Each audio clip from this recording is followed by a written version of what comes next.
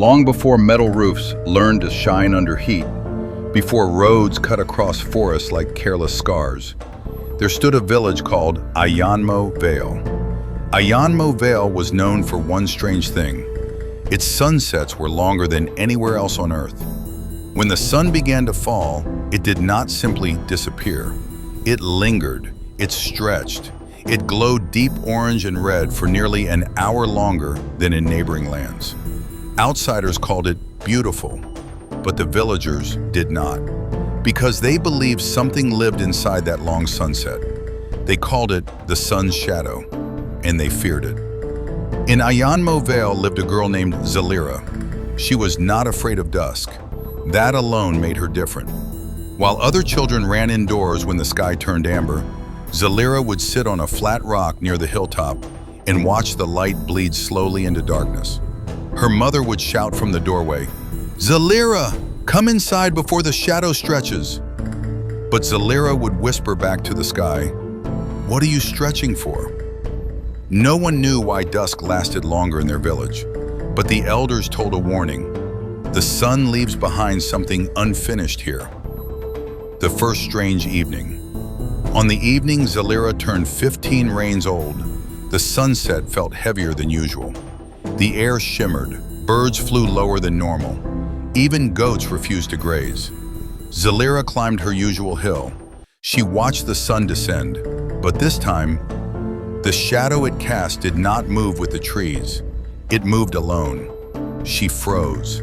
The shadow of the sun, long and thin, stretched across the valley, and then lifted slightly from the ground, like smoke trying to stand. Her breath caught. The village below began closing doors. Drums signaled dusk warning. But Zalira did not run. Instead, she whispered, "Why do they fear you?" The shadow trembled. Then something impossible happened. It answered, "They fear what they do not understand." Zalira did not scream.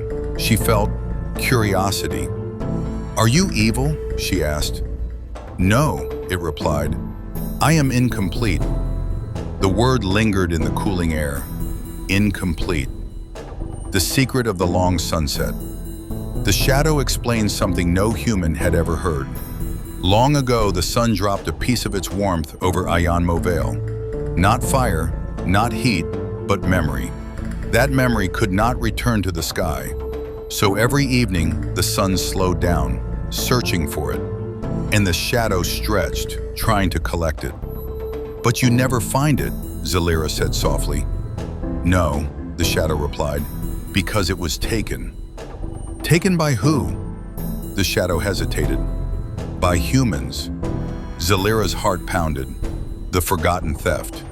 Centuries ago, before her grandmother's grandmother was born, villagers had discovered that the long sunset made crops grow sweeter. The lingering light enriched their soil. So the ancestors performed a forbidden ritual. They captured a fragment of the sun's memory and buried it beneath the village. It made harvests abundant, but it also chained the sunset to their land. Each evening the sun searched. Each evening it could not leave fully. And so the shadow remained restless.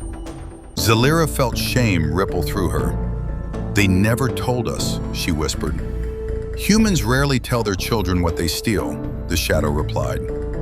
The choice. "What happens if the memory is returned?" Zalira asked. "The sunsets will become normal," the shadow said. "Your harvests will become ordinary. Your village will lose its advantage. And you? I will finally follow the sun."